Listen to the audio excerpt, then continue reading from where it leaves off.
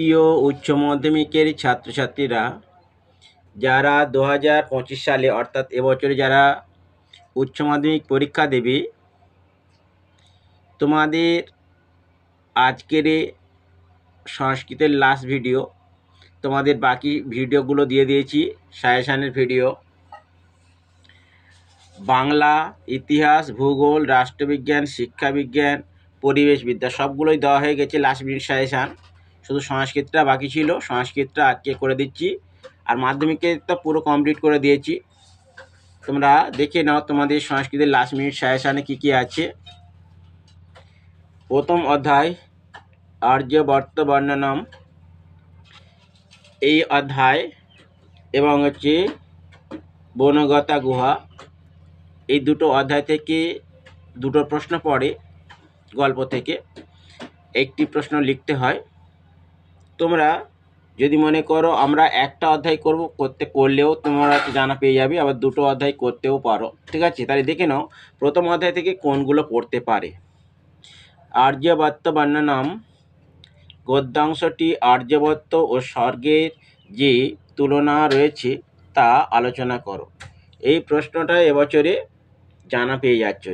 যদি এটা মিস কোনো প্রকারে হয় তাহলে এটা পড়বে আর্যবর্তে প্রাকৃতিক সৌন্দর্যের পরিচয় দাও। তাহলে এই দুটো করলে একটা তুমি জানা পেয়ে যাচ্ছ। আর পরেরটা যদি তুমি করতে যাও তাহলে করতে পারো, কিন্তু এই দুটো করলে প্রথমটা তো পড়ার সম্ভাবনা 99% দেখা যায়। যদি কোনো প্রকার মিস হয় তাহলে এটা পড়বে। আচ্ছা, বনগতা গুহা দেখে নাও। এই প্রশ্নটা এবছরে পড়ার সম্ভাবনা খুব বেশি।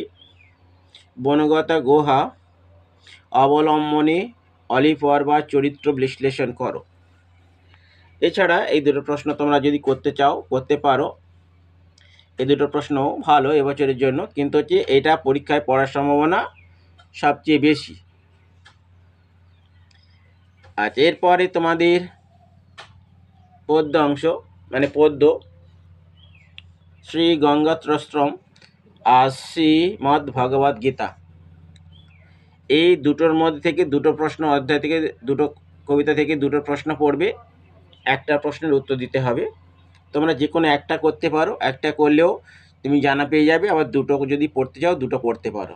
তাই দেখো, প্রথম পদ কি আছে, গঙ্গোত্রয়ম। এ থেকে প্রথম প্রশ্নটা এবছরে ধরা যায় পড়েই আছে, গঙ্গার মাহাত্ম্য বর্ণনা করো।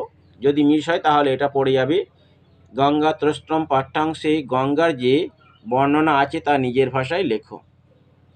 তাহলে এই দুটো যদি করে যাও তাহলে তুমি একটা পেয়ে যাবে। তুমি যদি শ্রীমদ্ ভগবদ গীতা যদি না করো তাহলে এই দুটো করে যাবে। আর তোমরা যদি শ্রীমদ্ ভগবদ গীতা যদি করো তাহলে দেখে নাও এখান থেকে কোনটা পড়ার সম্ভাবনা সবচেয়ে বেশি। এটা পড়ার সম্ভাবনা সবচেয়ে বেশি। স্বধর্মে নিধন শ্রেয়, পরধর্ম ভয়াবহ। শ্লোকটি কোথা থেকে নেওয়া হয়েছে, বক্তাকে, শ্লোকটির তাৎপর্য ব্যাখ্যা করো। এটা যদি কোনো প্রকারে মিস হয় তাহলে এটা পড়তে পারে, তাহলে এটা পড়বে। পাঠ্যাংশে কাকে মিথ্যাচারী বলা হয়েছে, তার চেয়ে শ্রেষ্ঠ কে? এই প্রশ্নটা অথবা হিসাবে, এটা দুটো সেম প্রশ্ন। মিথ্যাচারী কাকে বলা হয়েছে, গীতায় কর্মযোগ পাঠ্যাংশ অনুসারে লেখো। তাহলে যদি বেশি না করতে পারো, যারা দুর্বল ছাত্র, যে কোনো একটা করো। হয় প্রথম গঙ্গা থেকে এই দুটো করো, অথবা শ্রীমদ্ ভগবত থেকে তিনেরটা আর একেরটা করো। তাহলে তোমরা প্রশ্নগুলো জানা পেয়ে যাবে। আচ্ছা, এবার তোমাদের নাটক বাসন্তিক শবনম। এই বাসন্তিক শবনম, এখান থেকে তোমাদের যেটা বিশেষ করে করতে হবে, যেটা তোমাদের এবছরের পরীক্ষায় অবশ্যই জানা পেয়ে যাবে তোমরা, সেটা দেখে নাও। রাজা ইন্দ্রবর্মার সঙ্গে কৌমুদীর কথোপকথন নিজের ভাষায় বর্ণনা করো। এটা জানা পেয়ে যাবে।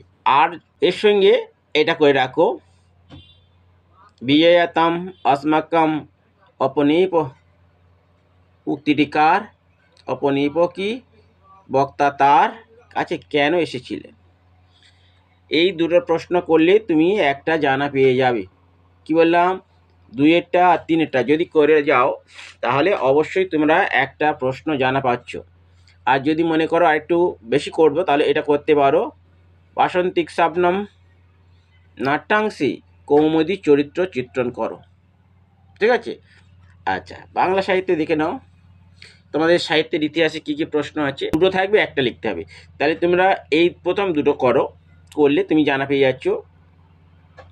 মহাকবি কালিদাস রচিত মেঘদূতম বিষয়ে সংক্ষিপ্ত আলোচনা করো।